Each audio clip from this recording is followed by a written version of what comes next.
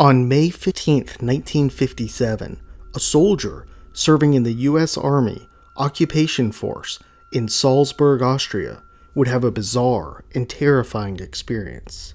When returning home one night on a walk, the soldier alleged to encounter an extraterrestrial.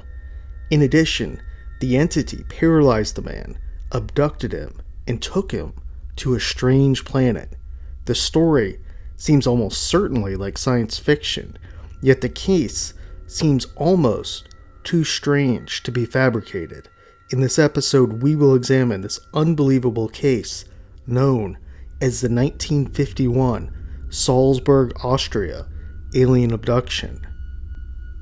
On the night of May 15, 1957, the aforementioned soldier, who wished to remain anonymous, had just finished his duties for the night. The soldier was responsible for driving Quartermaster Colonel Cousin. That night, the soldier dropped off his car at the base and began walking home. He would choose to take a shortcut through a wooded area. Then, around 11:20 p.m., the soldier spotted something moving towards him. He couldn't make out what it was or who specifically because there was no moon that night and it was extremely dark with no other light sources. Still, the soldier believed that it was a person, not an animal, as the shape of the object moving towards him resembled a person. Then the soldier noticed that the figure was holding something in its hand. It was a long, thin, pencil-like device, and the figure began pointing it at him. The soldier tried lifting his hand in front of his face to protect himself from the device. However, when he tried to lift his arm, he realized that he was paralyzed. Then, in a matter of seconds, the mysterious being placed a black square plate on his chest and wrapped it around his back. Still paralyzed, the soldier could see the figure walking around him, but couldn't see specific details of it. Then it finally stopped in front of him and pointed the pencil-like device directly at the black square plate. The entity began walking away, and the soldier somehow was being pulled along with him. It was as if the entity had put a leash on the soldier.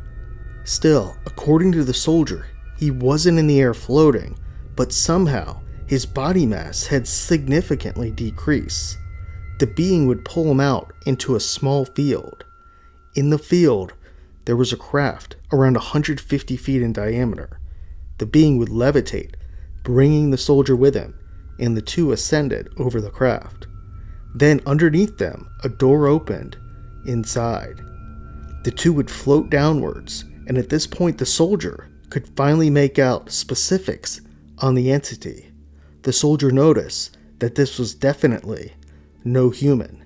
The being was around 5 feet tall in a dark suit. The torso was shaped like a can. The being had no neck, with short arms and 3 to 4 fingers, which were very long. The soldier could see through the helmet, and its head was white. It had large eyes, similar to a fly, and also 2 holes for a nose. The mouth was just a horizontal slit. After a few seconds of descending, the soldier would feel his feet finally touch the ground. The room he was in was transparent, and he could see the stars through the wall and the ceilings. The being would then pull him into another room. As he entered, the strange entity clicked the pencil-like device, and the paralysis ended.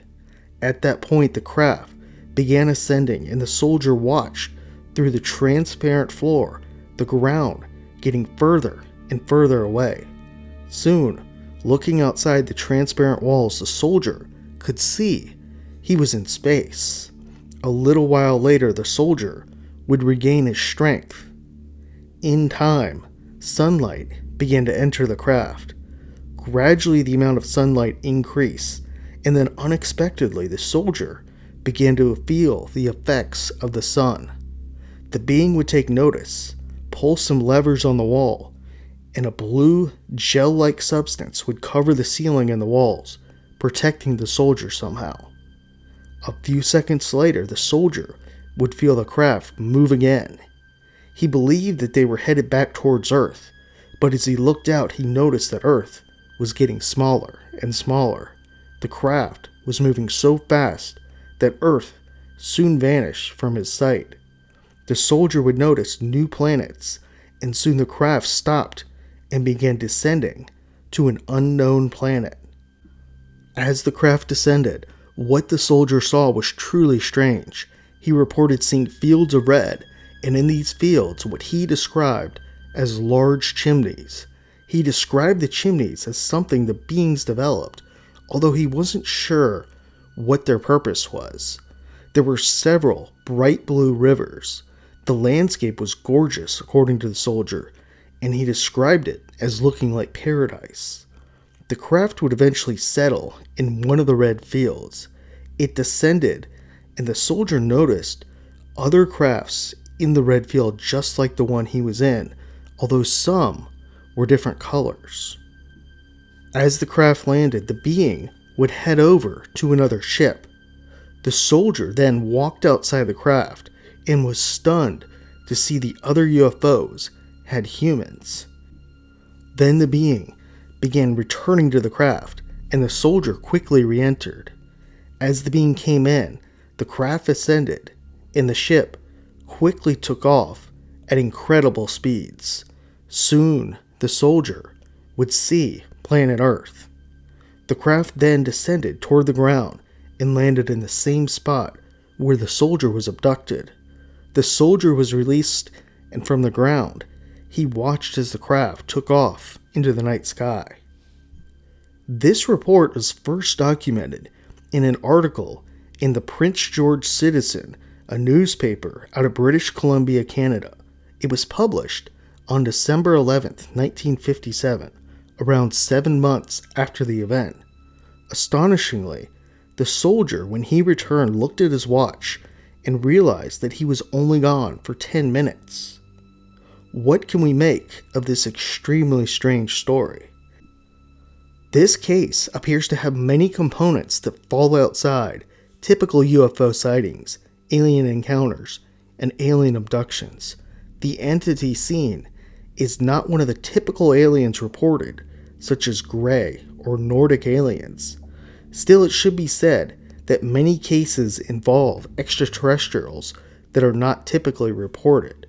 In addition, it should be stated that there are other alien abduction reports where individuals report transparent walls and transparent ceilings.